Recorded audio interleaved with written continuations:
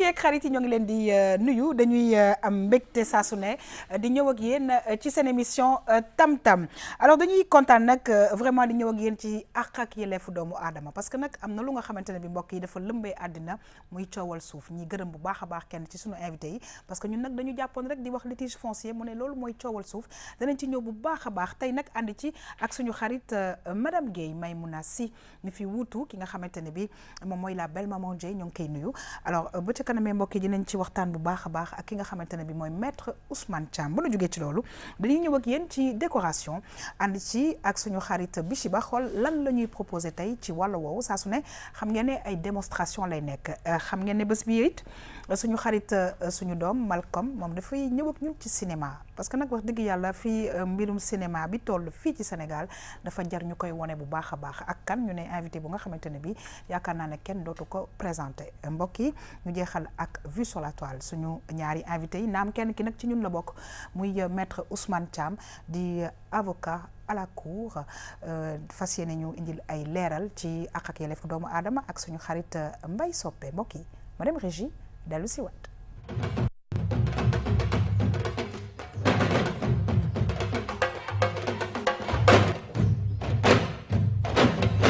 waaw dañuy kontaan nag saa su ne di fegg waa ki nga xamante ne bi mooy madame Guèye Maymouna Sy alors c'est vrai que madame Guèye namoon naa la bu baax a baax waaye xam nga nag yow ci biir àq ak yelleefu doomu aadama xam naa ne mës nga cee xuus waaye nag dañ laa gën a xamee ci li nga xamante ne bi moom mooy art et culture ak vraiment lekket gi nga xamante ne bi yaa ngi ñu koy indil waaye dañuy wax polyvalence fii la fekk baax ci RTS2 maa ngi lay nuyu c'est toujours un très grand plaisir de te recevoir kontaan naa ci yow kontaan naa aussi ci couleurs yi ñu indil parce que nag fii weer bi ak fi at bi toll dañu soxla ay couleurs pour bien démarrer l'année 2019 inchallah. Merci beaucoup Yaxam c'est toujours un plaisir man tamit partager plateau bi ak yow comme ni nga ko waxee couleurs yi nag da ci baax xam nga RTS2 dañu naan c'est la deuxième chaîne du groupe RTS mais c'est aussi la chaîne multicolore. Absolument. Donc loolu moo tax rouge yeeg jaune moutarde yeeg rose nude yeeg yi nga xam ne dafa xew yëpp dañ koy indi voilà donc c'est avec beaucoup de plaisir ñu ñëw toog fi tey toogal fi Maman Dieye ci biir rubrique connaître ses droits comme ni nga ko waxee sotti seeg def si la xam tey nag ñu fas yéene wax ci coowal suuf cof nga ko sànq xam naa bu ci kanamee rek dinañ ci ñëw ndax coowal suuf bokk na ci li nga xamante ne lëmbe na réew mi daal bëri na trop donc il va falloir que les gens fassent très attention parce que ñi ciy truyande bëri na te léeg-léeg di nga dugal sa alal ñàkk ko. Absolument ñoo ngi lay gërëm di la sant bu baax a baax mbokk yi dañuy am mbégte nag di dalal suñu doom kii nag di Malcolm alors Malcolm maa ngi lay nuyu bu baax a baax di kontaan saa su ne ci sa teewaay parce que nag wax dëgg yàlla maa ngi koy wax 7e art bi dafay yoon ñu koy fësal bu baax a baax parce que Sénégal ak ñi nga xamante ne bi ñooy ay doomam ñoo ngi ciy def ay jéego yu mag a mag macha allah maa ngi lay dalal jàmm bu baax a baax. maa ngi lay remercier asalaamaaleykum maa ngi nuyu ñëpp li nga ko waxee loolu la xëy na nuyoo bi du gudd dañu gis benn film bu mag bi nga xam ne gars yi ñu ngi koy ngawtal ci seen i nopp ñu gis ci ay ndaanaan yu mag ci loolu ñu toftal ci jël ci ki nga xamante ne moo nekk kilifa bu mag nekkatul ku ñuy présenté fii ci Sénégal waxatuma la Afrique wala ci àdduna bi ndax képp ku seetaan cinéma africain gis nga ko ci ca kanam danañ ci xuus waaye bu loolu weesoo suñu xarit maître namoon nañ ko trop bu baax xam naa ne tey waxtaan bi dina gën a en tout cas justement da nga may permettre ma dalal bu baax a baax maître Ousmane Thiam muy avocat bu nga xamante ne bi macha allah mi ngi ñuy gindi saa su ne ci ay mbir yu nga xamante ne bi danañu jaaxal ñun waaye yéen tamit yéen ñi seetaan dafa leen di jaaxal parce que nag ak yelleefu doomu aadama ku ne mën ngaa ñëw RTS2 en face Sorano wax fi sa problème ñu enregistré la kenn du la xàmmee bu ko defee ñu waxtaan ci bu baax a baax ak maître Ousmane Thiam mi nga xamante ne bi RTS2 mi ngi koy gërëm di ko sant parce que nag saa su ne dafa am yooyu bàyyi pour ñëw ànd ak ñun ñoo ngi la ciy gërëm di la sant di la dalal jàmm di la wax bienvenue parce que yaa ngi woon ca dëkku nasaraan sa foofu le ay France ak ay Lausanne ak yooyu. waaw ci sedd bi c'est vrai maa ngi leen di fay di nuyu invité bi ma fi fekk également di leen nuyu aussi comme c'est la famille aussi comme on dit. Absolument. Malcolm aussi moo xam ne mën naa ko. billaay ñu la raw bu baax a baax. mbokk yi dañuy kontaan donc nag ñi ngi nuyu ñu fi nekk ñëpp. et puis di wax ni rek li ñuy def nii aussi c'est nit moom boo ko tanee ci dara mieux vaut nga aider ko rek. parce que àdduna du ku nekk yaa xam lépp. dëgg la foo xamul. dañ la fay gindi. yow it boo xamul boo lëggee keneen gindi la ci loolu. loolay Sénégal nag kon nag kontaan nañ ci vraiment sa participation bu am solo mbokk yi damay dalal jàmm bu baax a baax ku nga xam ne sànq xamal ko wax na ko te nag wax dëgg yàlla la mu liggéey ci wàllu théâtre ci wàllu film defe naa ne sénégalais yi reconnaître nañ ko bu baax a baax muy suñu xarit Mbaye Sopé ñoo ngi lay nuyu di la dalal jàmm di nuyu par la même occasion waa Rufisque yi nga xamante ne bi ñu ngi seetaan et particulièrement une dame qui s'appelle Adji Mariam Sy mi ngi ci quartier champ de course alors Mbaye dañuy kontaan saa su ne parce que wax dëgg yàlla la nga ñuy liggéeyal ci wàllu film yow sax booy waxtaan sax da ngay jouer maa ngi lay dalal jàmm waaw xam nga mbégte la chaque fois bu ma ñëwee fii parce que damay dugg ci kër mais saa su nekk du ma sentir ni gan laa fi parce que ñi ma fiy fekk ñëpp samay wëlëre la ñuy doon samay xarit la ñuy doon samay collègues donc ñoo xamante ni aussi da ngay toog di leen seetaan avec beaucoup de fierté te ñun lépp lu jëm ci wàllu art dafay dundal suñu xol donc c'est toujours un plaisir ma ñëw fii di la nuyu di ziare gaa yëpp di nuyu téléspectateurs yi di nuyu maître aussi également yow da nga bokk si ñi nga xamante ni waruñu laa jël da nga cee bokk yow dama cee bokk waaw bokk ci famille bi xam nga famille yi am na ñoo xamante ni dañ leen di jël ñii dañ leen war a woo ñii dañ leen war a indi ñii dañoo war a ñëw voilà donc yow da nga ci bokk parce que famille bi nga bokk la xam nga bu ma la waxee docteur Massamba rek sës nga ak moom am nga lu ngeen seex bokk nga ci biir bagage yi te yow yàgg très bientôt daal dinañ ma gis ci yow bu la neexoon léegi nii balaa ñu fiy jógee man ak yow bu ñu ci waxee mercredi nga ñëw tourner. Très bien alors je tourne mercredi exclusivité sur la RTS2 mbokk yi dañuy kontaan nag ñëw ak yéen ci ak yelleefu doomu aadama ñu ne naka lañ ko waxee woon sànq naka suuf coowal suuf coowal suuf alors on y va ñu xool témoignage bi mbokk yi dellu si waat. man de dama fi ñëwoon doon seetaan émission bi dégg njàngale yi ci am ma ñëwoon naan daw si ñëw ndax dama jaaxle ndax man dama jënd kër 2005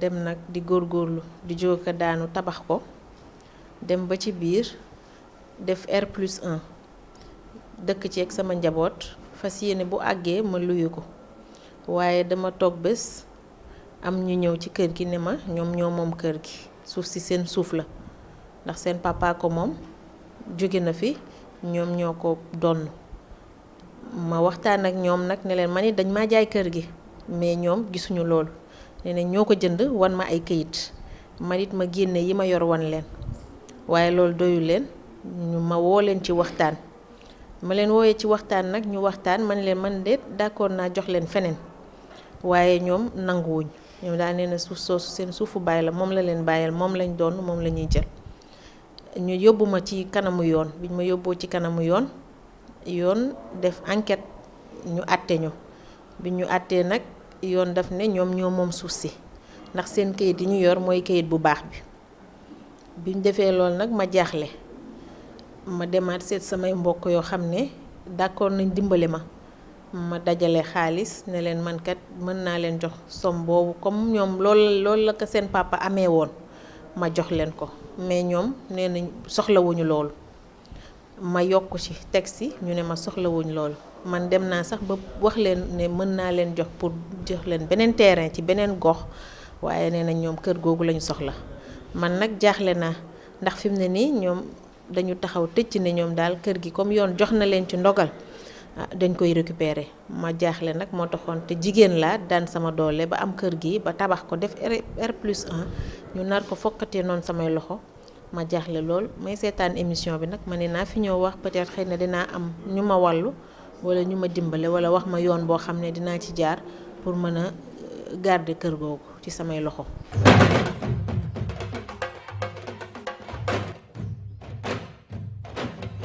yéen ñi seetaan nag mu nekk lu doy waar lu nga xamante ne bi may dafa mel ni il faut que sénégalais yi commencé di ci yeewu alors c'est vrai que am na problème bu mag parce que lii nag problème bu mag la bu nga xamante ne bi comme maître Thiam mi ngi fi xam naa ne dinañu seet naka lan la ci yoon wax parce que c'est assez compliqué moo tax nañu yàlla jàppale ba bu ñuy jënd ay terrain wala kër nañuy dem ci ñi nga xam ne ñoo ko war a joxe ñoo ko war a signer moom de la tubaab di woowee notaire.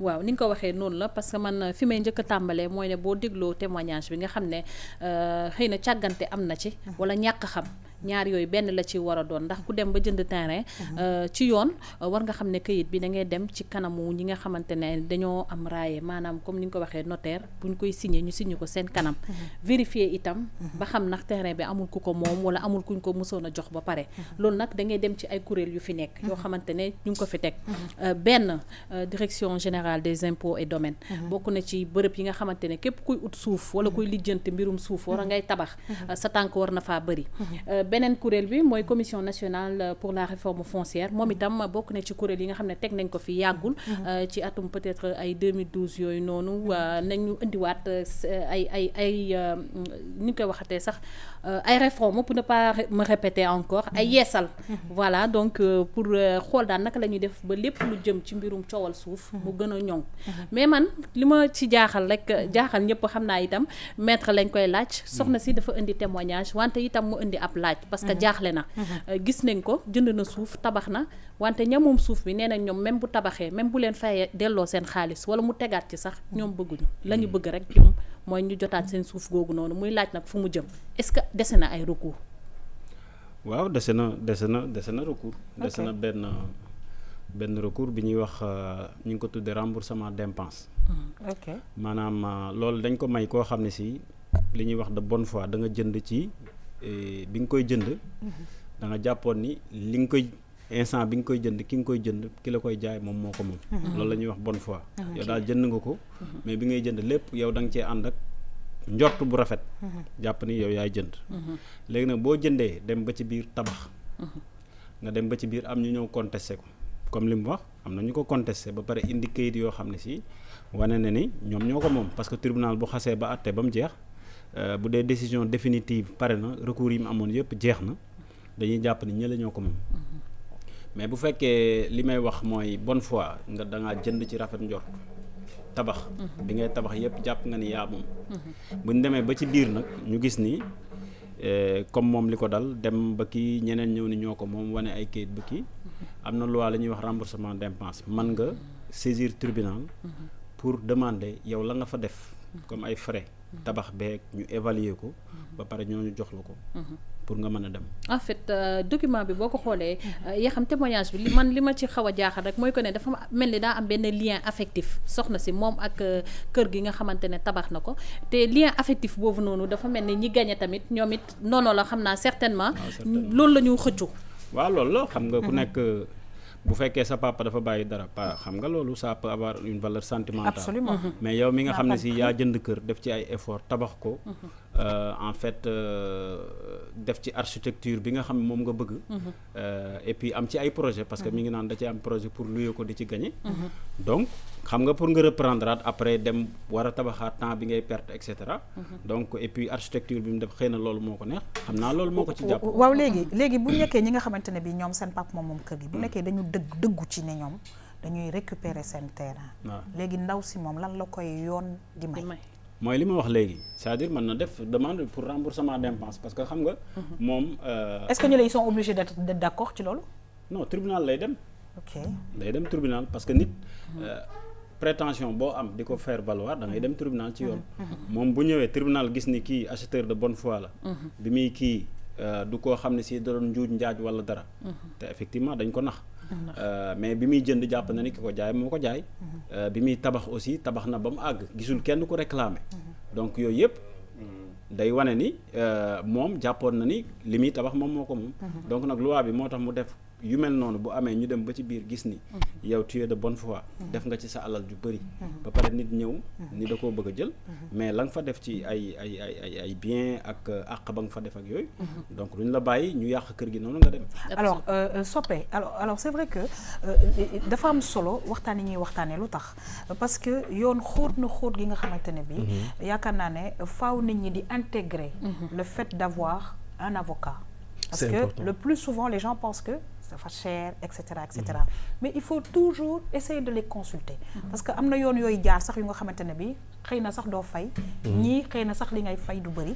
Parce que investir quand même lu toll nii te mu am litige boobu dafa doy. Bien sûr xam nga dogguma la mais sénégalais moo bëgg aussi lu xaw a informel.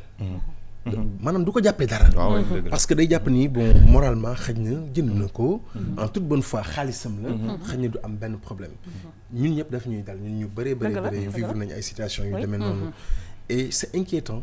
benn mais ñaareel bi aussi man doute boobu rek laa am maître nga baal ma. mooy le fait que moom jënd na kër gi. personne ne s'est manifesté. mu def fondation kenn manifesté wul. mu yëkkati bët rasé kenn manifesté wul. ba R+1 kenn soog a manifesté. donc est-ce que loi permettrul kii defar loolu am këyit tel qu'il soit benn temps benn durée boo xamante ni bu ko construire et personne ne réagit xëy na donc ñu dox ko logique moom kër gi. mais toog rek après yow durant toutes ces années après nga ñëw ni yow yaa ko moom. surtout qu'elle a dû avoir une autorisation de construire balaa muy tabax. xanaa si waaw loolu tamit mooy problème. Sénégal aussi am na ñuy tabax te duñu am xam nga loolu am na ci xam nga li muy wax moo ci am parfois c'est trop informel mais xam nga boo jëlee mooy li ngay wax bu fekkee am nga avocat wala dara xam nga Sénégal phase contentieuse lañ gën a mën a dem seeti avocat alors que l'avocat peut être un conseil par exemple bala ngay dugg ci dara nga jox ko ni ko xoolal ma mu xoolal la xam nga mieux vaut prévenir que guérir par exemple bu demoon ci ko xam mën na ko conseil avant muy tabax mu wan ko këyit yi wala dara mu defaral ko kii peut-être lim ciy fay du bari mais bu fekkee mi ngi def procédure di yéeg di wàcc mu am contentieux dana ci fréwaat loo xam si dana bëri maintenant li muy wax nii bon c'est peut-être xam nga la logique n'est pas la loi absolument voilà dañ naan la loi est dure mais c'est la loi li fi am mooy peut-être piste la xëy na peut-être assemblée nationale wala dara bu ñu ko yëgee mën nañoo xool ni ñuy légiférer mais tant que amul loi boo xam ne si moo ko créé loolu moom mënuñu si ñëw c'est vrai que metti na trop mais la loi c'est la loi. La loi c'est la loi. Alors et en parlant de la loi benn question. bu may kii depuis sànq parce que man am na expérience bu ma ci xaw a vivre. un ami. boo xamante ni am na kër. ñu jékki-jékki ba tabax ba def 8 ans. ñeneen ñëw ni ko ñoom moom kër gi. ñu am jaxasoo dem tribunal ñu bindal ko këyit ni ko yow yaa moom. mu commencé enchaîner waat liggéeyam ba benn moment ñu oowaat ko ni ko bul àggali tabax bi 1 an après.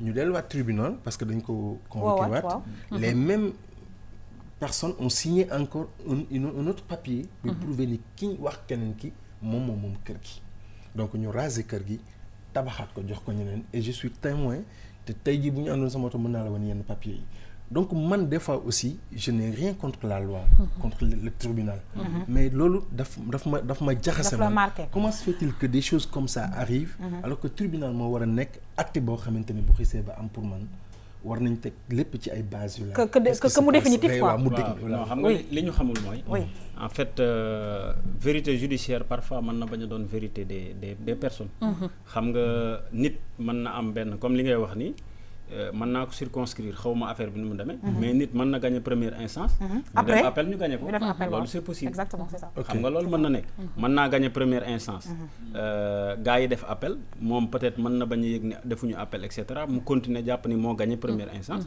mën nañ ko woowaat bu appel bi ñëwee dañ koy convoqué waat ni ko dañ koy attewaat te buñ ko attewaatee tourné waat affaire bi bon bi mujj bi la ñuy considérer comme kii te bu ñu waxee dañuy yàq kër gi dañ koy yàq moo tax yooyu yëpp yoon xóot na balaa ngay kii mieux vaut dem ci ñi xam ñu conseil la alors may léegi nag c'est très simple comment acheter muy terrain wala muy kër. question bi dama koy delloowaat Maître Thiam parce que fa laa bëggoon a ñëw léegi xam nga sànq mu ngi wax assemblée nationale ak loi ba ñuy préparer élément bi ci recherche yi ñu jot a def gis nañ ne déjà en 1964 amoon na une loi réforme boo xam ne defoon nañ ko ci Sénégal muy loi boo xam ne nag jëlul woon en compte lu bëri parce que boo gisee coowal suuf bi gën a metti li ci bëri ci loi wu 1964 boobu la aaju léegi ñu dox jamono dox ba 2012 ñu créé li ñu naan commission nationale de réforme foncière maa ngi ko doon wax sànq commission boobu nag la ñu xaar ci lu bëri parce que boo xoolee li ñuy wax titre foncier yi xam naa maître dina si ñëw mu expliquer ko parce que boo xoolee ñaari régime moo am dafa am li ñuy wax titre foncier ak li ñuy wax bail te même ci biir bail boobu sax yaakaar naa ne am na tamit wuute bail boo xamante ne dañ lay abal bu nguur soxlaa jël ko waa pour de 18 à 99 ans ndax mën nga ñëw ci indil ay leeral ak tamit question wu yaxam bi waaw pour ñëw ci question bi xam nga régime bi bokkul. li ngay wax ñaar régime la sax régime yi bari na. ëpp na ko régime boo xam si titre foncier nga am.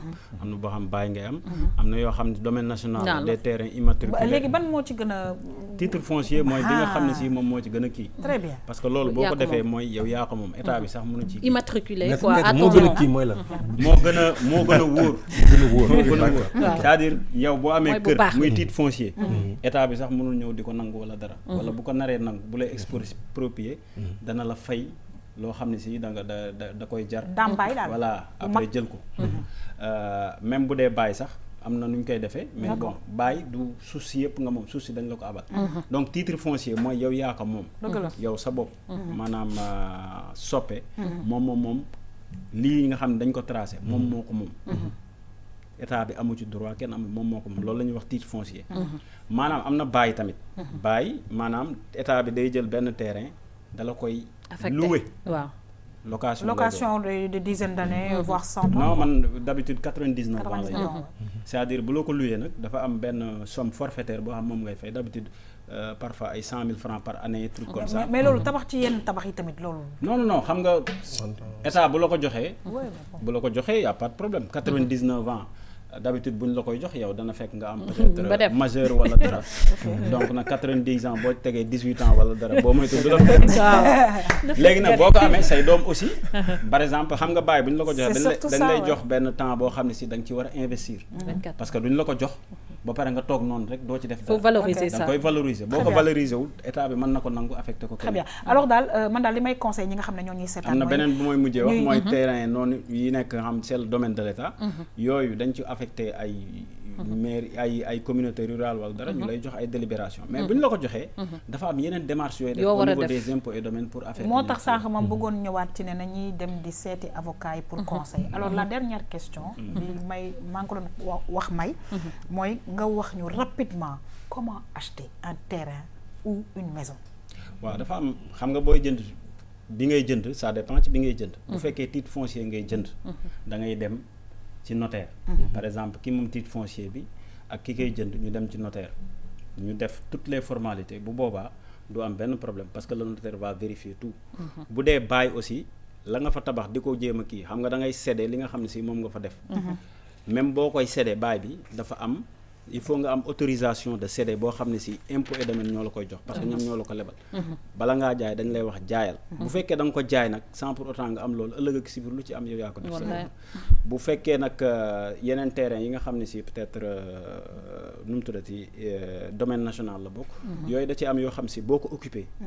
valoriser ko am na yenn démarches yoo xam boo ko defee au niveau des impôts mën nañ la ko jox mais booy jënd titre foncier ak bail mieux vaut nga dem ci notaire. très bien bu fekkee nag yeneen la yoo xam ne si ci yeneen régime la bokk mieux vaut nga dem gisi avocat mu xoolal la ba xam ki la koy jaay am na ci droit wala déet. très bien parce que fii comme ni ko soppe doon waxee léegi régime dañoo bari am na ñoo xam ñi ngi dëkk foo xam si amuñu benn papier permis d'occuper ay yu kenn xam loolu moo tax ñu def commission réforme kii bi pour ñi nga xam ne si dëkk nañ pendant un certain temps lu yàgg ñu kii ñu def les démarches nécessaires commission bi loolu lay jël nga def les démarches pour que kër gi ñëw sa tur pour que ëllëg ak si biir nga bañ a am problème. très bien alors en tout cas defe naa ne mbokk yi ñu seetaan li nga xamante ne bi Maître Ousmane Thiam indil na ko ci ay leeral pour gindi daam boobu nga xam ne ñëw na RTS de wax problème am defe naa ne leer na léegi Maître Thiam daal li ñuy dénk ñi nga xam ne ñoo ñuy seetaan mooy ñu xam ne avocat yi am nañ sax ay kuréel yi nga xamante ne bi dañ fi nekk aussi pour jàppale surtout jigéen ñi nga xamante ne bi boo ñëwee danañu la gindi ci problème boo mun a am problème mu mariage ak problème mu këyit ak et cetera ñu conseiller la moo gën nga investir sa xaalis ba pare après mu naay ni ñuy wax ah non ñëpp la ñuy conseiller mais dañu cee gën a jiital parce que dañoo xaw a ñun mooy loolu ah actuellement sax ñu ngi ci ay projets yoo xam ne si dañuy def ay ce qu'on appelle des permanences oui par exemple wut benn numéro téléphone boo xam ne si c'est accessible à tout le monde day am ay avocats yu fay toog pendant un certain temps par exemple de 8 heures jusqu'à 19 heures képp koo xam ne si soxla nga dara boo wootee ñu renseigner ci li nga boobu numéro téléphone est-ce que mën nga ñu ngi ci projet bi mais ko pareegul voilà waaye ma joxe bu AJS 805 ñoom tamit association des juristes sénégalaises ñoom tamit ñu ngi ciy jàpp bu baax a baax ci lépp lu jëm ci 90 89 très bien 889 90 89 association des jeunes avocats en tout cas ñu ngi lay gërëm di la sant bu baax a baax na nga fu wutoo la belle maman Dieye neex nanu moom ñoo ngi koy nuyu ak famille am yëpp di remercier bu baax a baax maître Ousmane Thiam mi nga xam ne RTS 2 namoon na ko bu baax a baax mu bokk ci ñun bu baax a baax it mbokk yi du ñu def rek lu dul daal di dem ci mbirum décoration ànd ci ak suñu xarit Bichiba ñu xool moom itamit tey lan la ñu proposé ci tam-tam.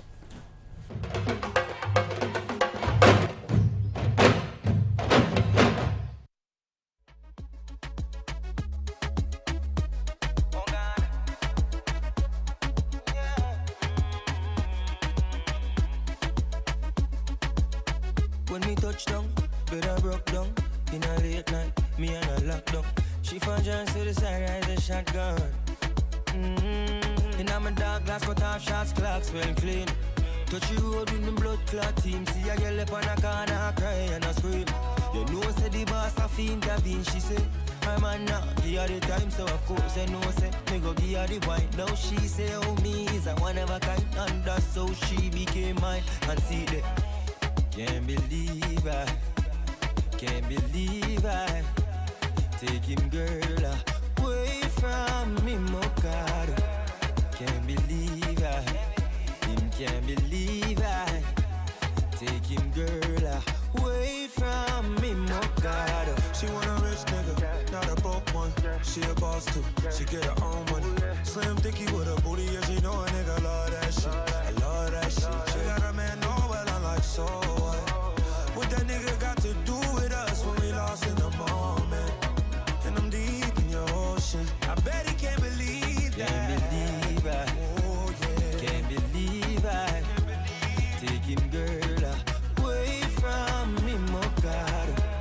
Can't believe I, him can't believe I take him, girl, away from me, Mokado.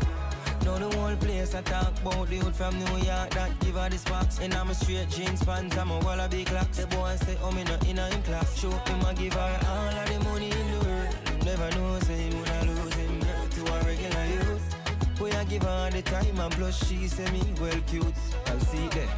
Him can't believe I, can't believe I take him, girl, away from me, Mokado. Can't believe I, him can't believe I take him, girl, away from me, Mokado. Girl, come give me like a wine, so give me like a wine, so give me wine, so give me wine, so give me wine, so my girl, come give me like a wine, so give me like a wine, so give me wine, so show me love, girl, free your mind. Give me like a wine and I'ma make you mine, yeah. Pretty girl, I'll make you mine. I know you didn't come alone, that's why you really shy. Baby girl, come free your mind.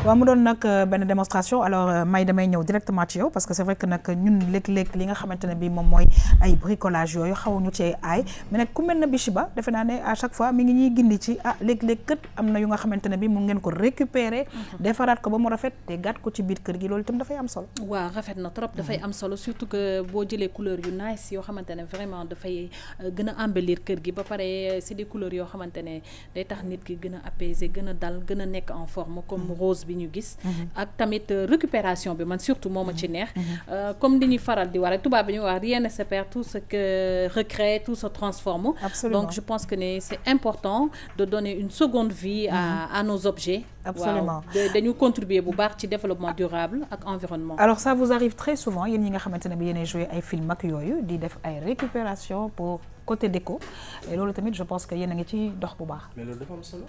xam nga dëkkuwaay bu naat. wala espace ak bu mu mënti doon. bu yànjee dafay nit ki fay dund da koy jox beneen dimension.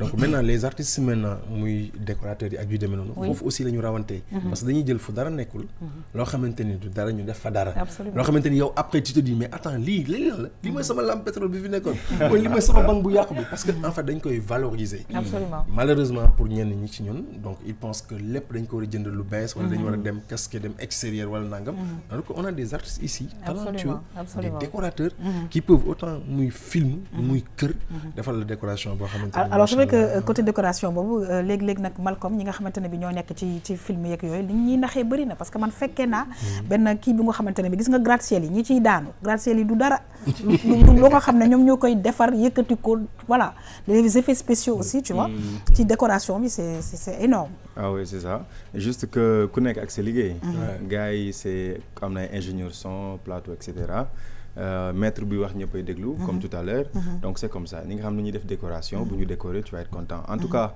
bi ci wane na lépp madame wax na lépp je pense que c'est comme ça et puis les femmes vont continuer à nous surprendre.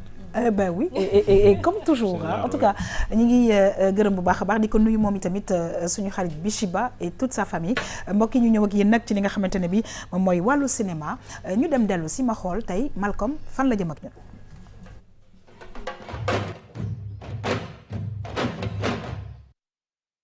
bi maa ngi koy wax sànq mais ça bouge beaucoup 7e art bi et j'en suis tellement heureuse parce que je pense que léegi am na ay affiches yu mag yu nga xamante ne bi sunu acteurs yi ñu ngi ciy jouer et que même des Sénégalais côté réalisation comme on en a vu la dernière fois ñu ngi ciy sóobu bu baax a baax.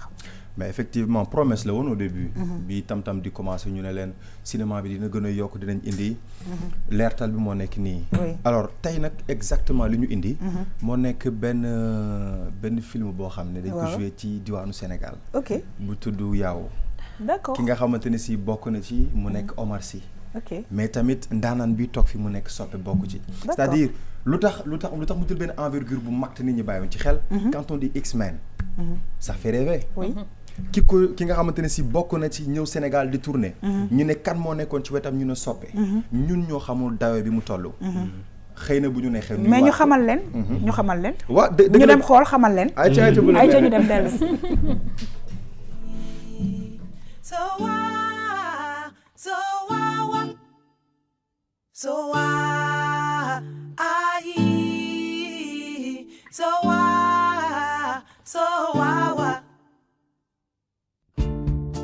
tey dafa am film bu rëy boo xamante ne ñu ngi ko tourné fii ici au Sénégal par un acteur professionnel un grand acteur kon Omar Sy tey moo woote xam rek tey film bi tey Yawoo wala war a ñëw fi ñëpp na pour ñëw pour seetaan ci ko ça fait plaisir parce que participé naa ci film bi joué naa ci comme genre figuration def naa ci figuration mais man plaisir la un grand acteur ñëw Sénégal ñëw fii nii joué ko fii nii te en plus tey mu war a nekk première projection bi nga gis ni monde bi mi fii fees del lépp tey war ne pour ñun acteurs yi war nañu mën a góorgóor pour mën a liggéey pour mën a am lii yëpp. li fi waral sunuy tànk daal mooy li fi indi ñëpp maanaam seet si liggéey bi nga xam ne sunu benn doom a ko liggéey ko sunu ak i rakkaam yi fii liggéey ko ak i jarbaatam yi fii liggéey ko ñun mii seen yaay. ñu encouragé xale yi surtout waaw man ci sama wàllu bopp vraiment on a fait tout ce chemin là on connaît xam nañu yëf yi nu muy demee mais xale yi tey dañu am jom. xale yi tey dañu am jom te dañu bëgg liggéey bi foog ñu leen di dimbali nag mag yee leen war a dimbali ñoo dañ leen war a encadrer dimbali leen te xam ne liggéey bi pour mu mën a jëm kanam pour Sénégal gën a jëm kanam sax c'est l'art bi mooy yóbbu Sénégal kanam.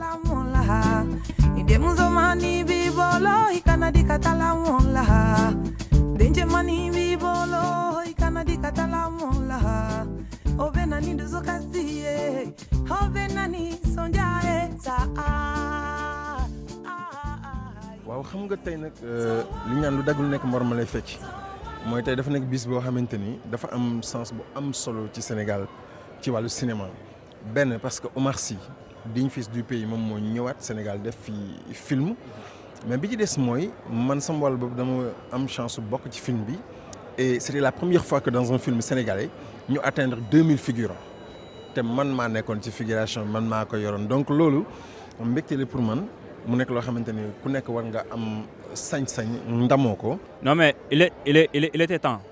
Moi je dirais bien qu'il était temps. Donc lui il a encore une fois montré l'exemple. Tey ñëw na fi doomu fii la jóge na fi dem na ñëwaat ñëwaat na fi defi filmam def une première fille donc il était temps kon na ñeneen ñi ça serait bien keneen ak keneen ñoo xam ne ay doomu sénégalais nañ ñu suivre l'exemple mën a def lii loolu c'est pour le Sénégal c'est le Sénégal qui gagne. maa ngi féliciter encore une fois le cinéma sénégalais donc je dirais le cinéma sénégalais entre guillemets parce que c'est le Sénégal production bi man joué ma si mais xam naa ne c'était une grosse production et il y avait beaucoup d'acteurs de comédiens sénégalais qui étaient dedans loolu rek beneen affaire la beneen affaire bu ñu jëlee la fii Sénégal di ko exporter dans le monde international et ça j'en suis fier.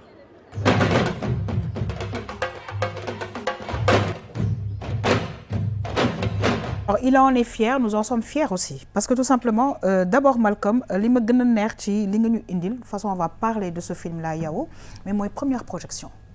Bu nga xamante ne bi fii la xewee ci Sénégal. Donc départ u film bi Sénégal la xewee. Alors, l'acteur principal nekk ku nga xamante ne bi un grand acteur connu, mondialement connu, non seulement en France mais aux États-Unis dëkku cinéma, di Omar Sy. Évidemment, ay racinam nekk fii, mu def li muy def ba ñëpp xam ko, mu ne attention. xaw ma ko réaliser mais en tout cas dellu si na fi nga xamante ne bii fii la jógee woon mu nekk je pense une fierté pour comme on l'a si bien dit pour tout le monde et surtout nag li ma gën a marqué mooy première projection au Sénégal. Bah effectivement et puis c'était évident lu toll ni Omar Sy lu toll ni Back to the Hood Sénégal rek la ko mën def première sortie mondiale bi mais ci loolu noonu yëpp dafa am leneen lu ci nekk ci ginnaaw loolu gën a ëpp solo ci production bi lu waral mu ñëw lu waral film bi tudd Yao ñaata doomu Sénégal la ci joué loo amoon nañ ay moyens indi yeneen doomu yeneen réew ñu joué parce que ay comédiens yu mag lañ ñu dànkaafu ñu ne waa Sénégal lay doon ci loolu dañuy bàyyi soppe mu indil leen ci ay leer yu am solo parce que war nañ teg bande-annonce bi di ngeen ko gis léegi bu fekkee yem na sax mën nañ ñu koo teg mais laataalu dañuy bàyyi ak soppe mu nuyoowaat yeesalawaat ñu daal di doog a dugg ci film bi. waaw sant yàlla rek xam nga yaa xam dafa am yoo xamante ne waxuma fierté la mais film yu mel nii nga bokk ci sax am na ku ko wax léegi ci film bi mu ne même bu fekkee figuration laa ci def am keneen ku ne même bu fekkee jeu ma si je reconnais que lii am na nu mu demee dafa am sens pour man ci plusieurs raisons parce que man dañ ma woo ci film bi pour ma def casting pour jouer dans le film nekk production bi dañ ma pressentiroon pour ma nekk un link entre la production et les comédiens sénégalais loolu luñ nasoon la bu yàgg donc j'ai préféré ma nekk ci production bi même si joué naa ci biir film bi mais li gën a am solo comme ni ko Malcolm waxee le film a été tourné je pense 2 mois et demi lañ tourné Sénégal une journée en France ça veut dire que benn jour lañ tourné France tout le reste du film a été tourné au Sénégal. Génial ça. mu nekk loo xamante ni dafa rare parce et que à l'intérieur du pays à l'intérieur loolu moo gën a yéeme exactement parce que Dakar je pense ñu ngi fi tourné kii bu bees bi musée bi tourné nañ hôtel benn hôtel de la place ambassade France ci biir et puis ambassadeur bi lui-même a joué son propre rôle dans le film c'est génial loolu moo si yéeme mais li ci des yëpp c'est diggante Thiès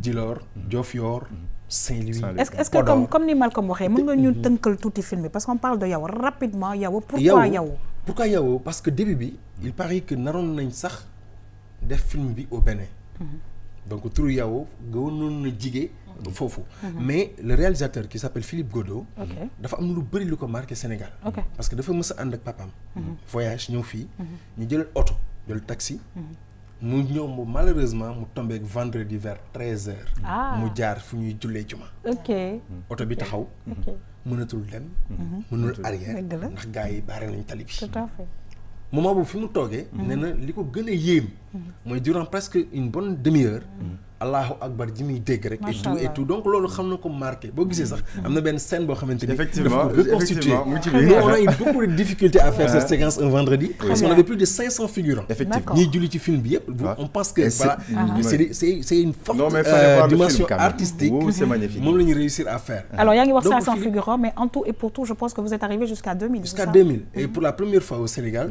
film dem ci niveau wax dëgg yàlla figuration bu ñu toll franchement te c'est pas n'importe quelle figuration yow mi xool film bi xam nga si dara parce que gis nga ci ñoo xamante ni man bi ma demee di leen woo ay acteurs yu mag mais mooy ma expliquer quand je les ai appelés pour wax leen dama doon ruus mais man leen kañ ngeen jàppale ma parce que film bi dafa am 3 dimensions figuration benn bi comme c'est des séquences qui se passent à l'aéroport ci vol bu jógee France il faut forcément qu'il y ait des Européens des Afro-Américains et des Sénégalais tout à fait mais Sénégalais yooyu c'est pas n'importe quel type de Sénégalais des Sénégalais qui prennent l'avion des fois dimension bi ngay def yow sa casting ak profil yi ngay soxla dafay xaw a yéeme bi ci des c'est un cocktail à l'ambassade, à la résidence de l'ambassade de France. D'accord. am na benn niveau bu fay nekk c'est des employés de l'ambassade. Absolument. C'est des Français. De France. C'est des Français des Sénégalais, du Sénégal. exactement. Des Sénégalais de France.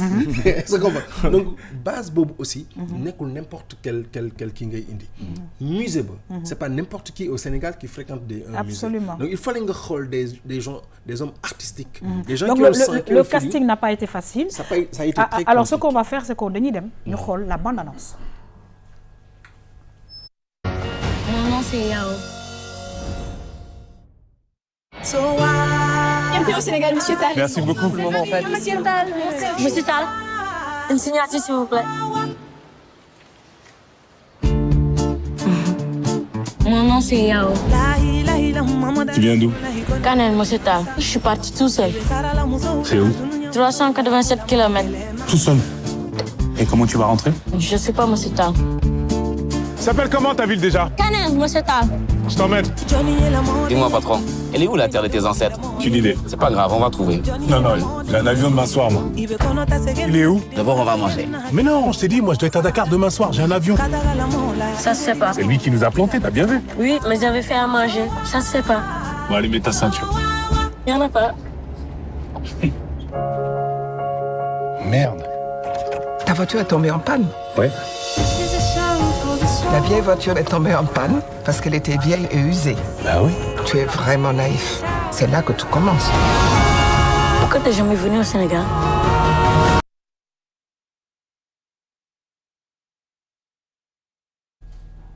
Alors, c'est vrai que voilà, j'étais dedans parce que Malcolm, voilà, c'est une chance pour ñi nga xamantene bi gis nañ Yao. Alors pour ñu melni man, je pense que c'est absolument un film à voir. Carrément, c'est ce que je disais au début, c'est un back to the hood, mais vraiment. Dañu gis ay kilifa yu mag jouer loo leen ci biir lu tax sànq on était plongé dans le cœur de l'histoire, bien vrai que ci bande-annonce kese la, mais Ibrahima Mbaye Sopé dëgg la doorte bi gisoon nañ nga nekkoon ci salle spectacle yi tàmbali jouer théâtre cinéma bi ñëw du këfu la nga këf ko ndax xam nga ne jamono day soppi nga ànd ak moom dem nañ ba production yi gën a mag ci àdduna bi parce que lii du lu ndaw daanu ci Sénégal woola pour nga nekk socle bi diggante ñi nga xam ñoo nekk acteurs yi ak la production Ibrahima ndax gëm nañ ni di nga bokk ci ñuy xeex pour que état bi gën a dolli seen alal ngir production yu mel nii ñun waa dëkk bi ñu def ko loo ci xalaat ak tamit yan moment ñoo la gën a neex ci tournage parce que c'était rempli d'émotions quand même. xam nga Malcolm yow sa laaj sax vision la non on est là pour être vrai parce que waaw lu am solo la par rapport ak analyse bi nga def nii boo waxee ñu ne peut-être sax da nga politique man awma parti politique mais xam nga dañu installé au Sénégal le FOPICA muy fonds boo xamante ni le président de la République ou l'État avait donné 1 milliard ñi ciy dem di góorgóorlu mais déclic bi je pense que étalon du Yanenga avec le film aujourd'hui d'Alain Gomis oui ñu dem yàlla dimbali ñu deuxième fois bi ñu jëlaat étalon Yanenga parce que def nañ ko Ouagadougou festival boobu durant plus de 30 ans Sénégal mos ko gagné et on sait que Sénégal bu dee ay réalisateurs yu baax rek depuis Sembène oui on en a Moussa Sène Absa bari na fi ñoo xamante ni Moussa Touré boo limee jum ñoom ñëpp ku nekk xam nañ seen classe seen classe mondiale mais amuñu woon occasion wu indi fi loolu Alain Gomis ñëw ñaari film ci ñaari compétition yu taxaloo mu indi fi étalon du Yanenga dernière bi mooy avec Félicité mais Félicité ñibbisiwul wéet bi mu gagné par exemple étalon bi boobu fekk na benn film gagné bu Abdoulahad Wane. Oui, Abdoulahad Wane. Exactement. Série ouais. Documentaire. Sénégal remporté ko. ak Ousmane William Mbaye. Donc Sénégal bi muy jógee foofu di ñëw. indaale na au moins 5 grands prix. donc en fait état dafa yokkaat beneen milliard. donc muy 2 milliards. pour le fonds de promotion. de l'industrie cinématographique. alors moo tax il faut que Sénégalais yi xam ne que en tout cas à travers cette émission on sent que le 7e art mi ngi non seulement exactement c'est le mot. bouillonné mu ngi dem ci kanam bu baax a baax mais je pense que ba léegi ñu bëri amuñu cette prise de conscience parce que ñun ñi ngi vulgariser mais je pense que il faut que ñuy gën a vulgariser liggéey bi nga xamante ne bi yéen a ngi koy def mais rêve bi moo war a continuer parce que le président génne na 2 milliards def si il faudrait que maintenant ñun ñu xam ne ñu yor jeexal nañ festival court métrage yi amoon temps yi passé Dakar ko may profité di féliciter Abdou Khader Ndiaye bi nga xamante ni moom moo am le grand prix du meilleur court métrage tey jii à travers moom ay Khadijatou Sow ak ñeneen ñu ngi dem même bitim réew di représenter Sénégal. Très bien. mais xam nga li gën a am solo. mooy ñooñu noonu jël film bi téye ko wala jël cinéma bi commencé ko téye. loolu mooy révélé wu léegi oui je t'en prie. oui en fait man fu ma bëggoon a wax rek tamit lu am solo la ci côté production bi. sànq Malcolm bu mu koy laaj. ci 4e art lañ ko gënoon xamee. léegi mu ngi gën a présent ci 7e art bi te gis nañu ay acteurs yoo xamante ne c'est des comédiens. bu théâtre bi le glissement surtout l'opportunité glissement bi entre 4e art bi ak 7e art bi. mais xam nga loolu benn tremplin bu ndaw la benn pont la rek. parce que boo seetloo la plupart du temps ñi def théâtre ñooy def téléfilm. ñooy def cinéma. cinéma sax gën a yomb far. moo tax ñu bëri ñu leen fay gis. te duñu leen gis ci théâtre. parce que théâtre c'est autre chose. c'est autre chose ouais. maintenant cinéma boobu nga xamante ni fa la ñëpp commencé di dem nag. benn moment. dafa gën a yomb. gën a am koom. parce que théâtre il faut nga répéter ko ay 3 mois. 6 mois. te boo moytul benn yoon ngay jouer Sorano ou 2 fois mu jeex. cinéma nag. donc boo xisee ba def ko. bon en fonction de rôle bi nga am. bu ñu la fayee sa cachet rek. daanaka yow da ngay xaw a am. alors le cachet on va en parler tout à l'heure mais Malcolm se pose une question bu am solo meilleur moment c'était quoi. man de personnellement. am naa ci meilleur moment ak mauvais moment. c'est évident ak liggéey bu bëri bi nga am. waaw parce que dafa yéeme. premier jour bi nga xamante ni man xool naa ma gis ci préparation film bi. li ñu fi indi ci matériel. jëlee ko port mu wàcc. ñëw Dakar. d'accord loolu marqué na ma trop. c'était quoi c'était des conteneurs c'était quoi ay conteneurs yoo xamante ni et puis matériel bi ñu fi indi. man c'était la première fois wax dëgg yàlla. bon peut-être defuma film yu bëri am na ci yeneen film peut-être sénégalais yu ko gis. mais matériel bu ñuy toll. man dispositif boobu keroog laa koy soog a gis. beneen affaire bu ma gën a marqué. mooy cër bu ñu jox artiste. cër c'est le meilleur. cër bu ñu jox artiste. ci film boobu dafa jéggi dayoo. parce que ñaari camion la yoo xamante ni macha allah ni ñu mel bul comprendre mais Omar Sy. Omar il est venu non seulement ak benn garde-corps mais ak quelqu'un qui gère son texte non quelqu'un qui gère tout de lui c'est-à-dire que il est tellement bien entouré dafa mel ni structuration bi am ci moom qu'il ne fait que prêter son image. voilà lépp dañ koy defal mu xool dañ koy wax te loolu dafa ferndewaat ci réalisateur bi buy wax ci Omar sax tu sens que dafa am ci moom cër boo xamante ni macha allah man loolu jox na ma beneen feeling pour artiste bi ma doon ma gën a gëm sama bopp. voilà gëm boobu laa doon bëgg a wax gën a xam. métier bi ma yor waaw xam nga gëm boobu laa doon bëgg a wax. parce que gis nga réalisateur yi nekk ci kaw. buñ la gëmul dëgg sentir la dëgg duñ la jël.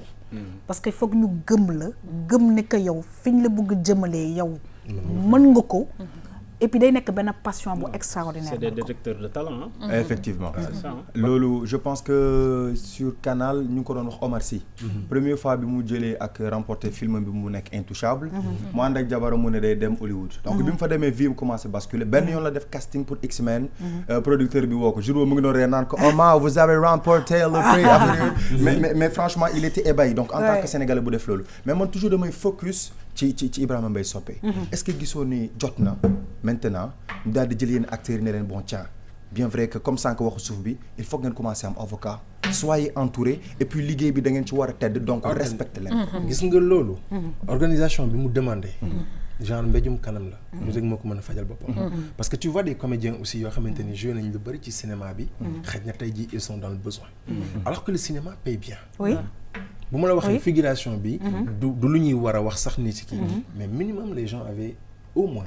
je veux dire 25 000 par jour ci figuration ñëw nii am na ñoo xam dañuy ñëw ba toog ba toute la journée sax duñu tourner on les paye 25 000 par jour par figuration minimum léegi nag li ci des mooy nit ki mooy xam nu muy organiser woo damay faral di ko wax tey jii ni Sénégalais yi il faut ñu comprendre benn affaire artistes yi kenn gën leen riche xam lu tax maître je donne un exemple du ma mathématicien mais da ngay gis koo xamante ni un enseignant wala un Sénégalais lambda qui perçoit disons 100 000 francs par jour astafurlah par mois donc le mois il a 1 200 000 ok film yi gis naa ci film yoo xamante ni ci ay personnages yoo xamante ni ay comédiens yu ma fay man yoo xamante ni maa négocier seen contrat exemple mooy amoon nañ 200 000 francs par jour wala 100 000 francs par jour.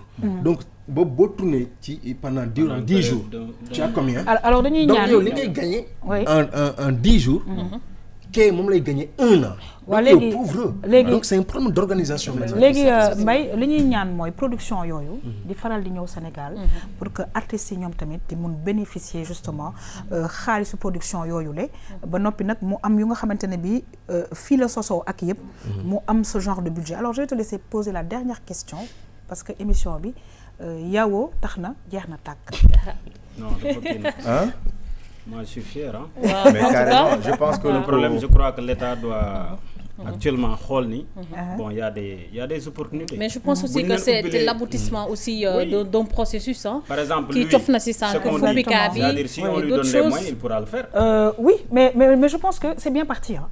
Parce que de 1 milliard après à 2 milliards, je pense qu'il y a plusieurs années, à Moulouon, plus la stabilité. Et ça va aller. Exactement. On a fait le débat. Dernière question. Alors, moi, surtout en professionnel. ñëw Sénégal gis la nga nekk intervalle bi Bamba Mbaye Sopé ñoom dañoo mën a jox nit cër cër bi ñu la jox xam nga ni fàtte wuñ la ndax ñu ngi xaar Ibrahima Mbaye Sopé ci yeneen production yu mat nga sàq mil ñu tuuti rek pour que ñun ñu mën ko téye ak tamit yan kàddu yàlla waroon laaj te laajuma la ko mu doon say kàddu yu mujj ci plateau benn ba ma mbaayee xam nga wax naa sànq Omar Sy dafa ñëw nag garde corps ak ay lu ne mais je n'ai jamais vu une célébrité aussi modeste et cool. C'est vrai. C'est-à-dire parce qu'on a eu à discuter Kero Grand Théâtre, je pense que vous étiez là-bas, mais il est modeste. Il est très modeste. Ben jour dañu dem di tourner Thiès, gouverneur ñëw, ñu wax ba ci yàgg gouverneur bi kott ma di ma kii nii, mu par ma Sopé qui à toi là, faut que je te donne mon. Donc pour wax la, il est tout le gars avec tout le temps qu'on lui connaît. Exactement. Benen bi mooy, man damay profiter remercier Pambouch ak Demba Dieye parce que ñoom ñoo géré woon production bi Demba moo nekkoon réalisation mais bi ñu ñëwee ñoom ñoo moo njëkk a xalaat non lii liggéeyu Sopé la parce que am na niveau boo xamante ni pour bëgg qualité bi il faut ñu woo ko donc mënuma wax aussi te remercier wu ma leen mais wax naa la sànq diggante théâtre link la man du ma bàyyi te tant que ñu ngi dem di ut ay production parce que maa ngi liggéey régulièrement ak waa Cinécap donc tant que production yi ñu ngi ñëw xam nga rek des fois affaire bi bërigo diwtiir la gis nga boo ci duggee tuuti fa mu yem nii mooy tax mais loo gën a xuus diwtiir xam naa ne ñun tamit danañu gën a xuus ci loolu Mbaye Sopé c'est vrai que mënuñu tënk yëpp ci émission bi en tout cas xaw ma ndax am ngeen les images justement de ces conteneurs de matériel yu nga xamante ne bi ñëwoon nañ Sénégal mais c'est dommage qu'on n'ait pas pu avoir ces images là parce que je pense que mun na un peu jox des idées aux Sénégalais alors Mbaye ça a été un plaisir en tout cas de te recevoir et tu es encore une fois une fierté pour le Sénégal parce que je pense que arriver à ce niveau-là comme l'a dit Malcolm ñi ngi xaar voilà ay sorties ci yeneen film dans des grands pays de cinéma comme les États-Unis entre guillemets LA Hollywood. Inchallah. Merci parce beaucoup. que ñun tamit foofu lañu bëgg a dem Nollywood actuellement ak yeneen film yi ndax ñu jouer Sénégalais merci beaucoup on va terminer. Merci beaucoup ça a été un plaisir ñu ngi gërëm di sant bu baax a baax maître Ousmane Thiam di nga xamante ne bi gindi nañu ci wàllu suuf soosu la nga xamante ne bi dafa amoon lu ci lëj ñoo ngi lay gërëm di la sant bu baax plaisir de te retrouver Inch'Allah la semaine prochaine. Inch'Allah. Merci beaucoup. jërëjëf Malcolm ñu ngi lay gërëm di la sant mais nag soo duggee ci yu nga xamante ne bi daf ñuy xaw a laal. defe naa ne wax bi day yaatu. merci beaucoup mais puisque tam sénégalais ko moom sénégalais ma yónni dafa am benn setal buy am ci diwaanu Wakam cité avion lu am solo la mu nekk waa JAD jeune active pour le développement mu ngi war a am dimanche 23 décembre à partir de 8h na ñëpp ñëw ñu setal dëkk boobu et puis ku ci nekk boo ko mën a def sa koñ comme phrase bi ma tàmm di wax le premier président c'est vous-même et puis yaa mën a doxal si may maa ngi lay gërëm toujours un plaisir de te recevoir plaisir partagé yaa xam ma lay sant di la gërëm bu baax di nuyu au passage Maman mi nga xam ne dañ ko fi toogaloon peut-être pour terminer rek comme coowal suuf la ñu andi woon ñu wax rek ñuy rapproché wu ci li nga xamante ne mooy impôt et domaine .gouv.sn mun nañ tamit bu ñu demee toujours ci internet bi ñu dem ci li nga xamante ne mooy CNRF.sn mooy commission nationale de réforme foncière. ñi ngi lay gërëm di la sant waaye tamit di gërëm ñi nga xamante ne bi ñoo àndoon ak ñun mbokk yi di liggéey bi bu baax a baax muy équipe technique yëpp di leen jox rendez-vous inchallah suba pour beneen émission Tam Tam bonne suite des programmes sur la RTS2. Au revoir.